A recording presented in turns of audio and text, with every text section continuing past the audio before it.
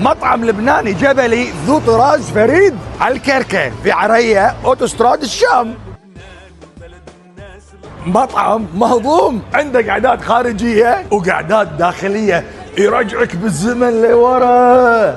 كل الأطباق القديمة التقليدية موجودة. سفرة على الكركة غير. شوفوا لي طبلية الني تتكلم لحالها، زهرة طحينة، ودخلنا بالجد سلطة الخاعات، لحم خدود البقر ما تحتاج تعض، تسلك. السلاسل هذه لها عشاقها، والله أكلات الكركة أبدعتوا. ما في شيء بالخروف يهدونه. شوفوا لسانات الغنم، لبنة الماعز بالجوز. معقول الطعم شنو هذا؟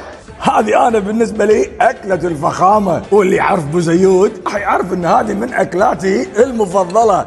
كل شيء معمول بحب وإتقان. إذا ودك في سفرة مثل هذه مالك إلا على الكركة. حياكم وعليكم بالعافية.